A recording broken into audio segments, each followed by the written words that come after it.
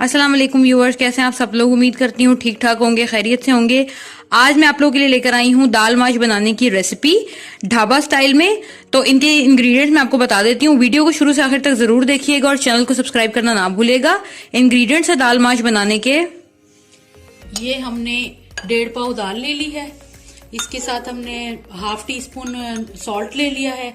उसके बाद हमने 2 टेबल स्पून जो है वो लाल मिर्च ले ली है। ये लहसुन ले लिया है हमने एक, मतलब पूरा जो होता है, और ये नींबू निचोड़ने के लिए। और ये काला नमक लाजमी डलता है इसमें, टेस्ट इसका बहुत अच्छा आता है। हाफ कप हमने ऑयल ले लिया है। एक बड़ी प्याज ले ली है। और मैं हल्दी नहीं डालती, ये जर्दे का रंग है जो कलर होता है वो लिया है मैंने, कुछ तकरीबन हाफ टी स्पून के करीब।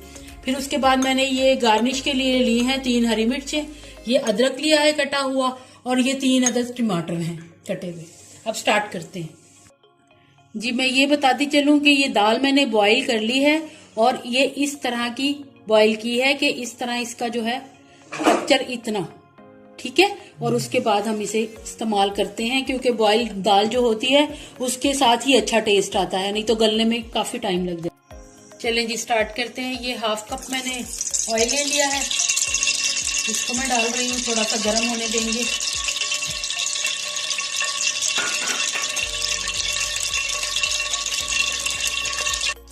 जी, तो अब मैं इसमें प्याज डालने लगी हूँ, जो एक अदद मैंने काटा था।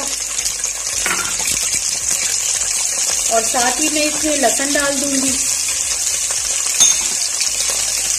ये थोड़ा सा अभी भुनेगा हल्का सा, बिल्कुल कलर नहीं चेंज करना, क्योंकि दाल का कलर चेंज हो जाएगा। तो इसको मैं निकाल के ग्राइंड कर लूंगी, थोड़ा सा चॉपर में ना चॉप कर लूंगी। तो वो ये होगा कि इसका मसाला जो है वो मुंह में नहीं आएगा, अच्छे से भुन जाएगा। तो मैं अभी आपको बताती हूँ ग्राइंड करने के बाद।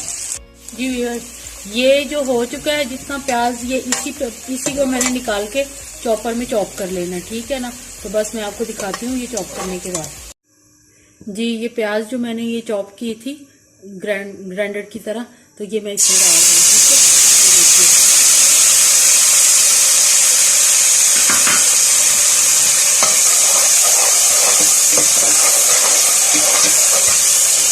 ये देखिए कैसा हो गया इसको। ये गलनी नहीं थी प्याज, कितनी देर लग गई थी इसे गलाने में।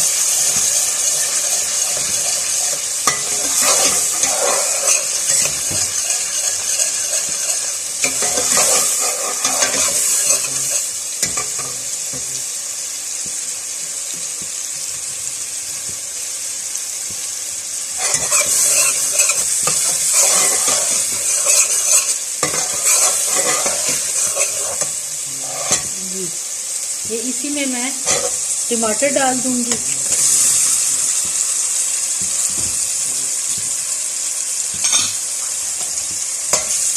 तीन टमाटर मैंने लिए थे, वो मैंने बड़े साइज के हैं ये टमाटर। और 3 टमाटर मैंने छोटे छोटे से काट के इस तरीके से ये कर ली। अब जैसे इनका पानी खुश्क होगा, फिर हम इसमें मसाले ऐड करेंगे। तो ये देखिए, ये इसकी कंसिस्टेंसी कितनी हो गई, कैसी हो गई है। अब इसमें हम मसाले ऐड करेंगे, ठीक है। इसमें हम डालेंगे ये हाफ टी स्पून जो मैंने नमक लिया था,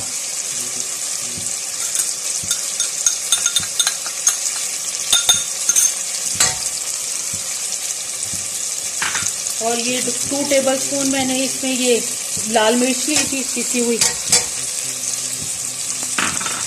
और ये मैंने जो कलर लिया था वो डाल रही हूँ। कलर से ये होता है कि इसका कलर जो ढाबे वाला आता है ना, वो कलर से ही आता है। हल्दी डालेंगे तो वो वाला कलर नहीं आएगा।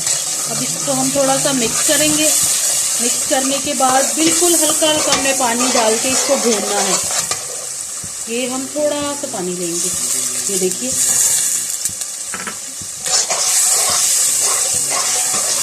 अभी ये और अच्छे से सारा मैश हो जाएगा, सारे टमाटर प्याज वगैरह।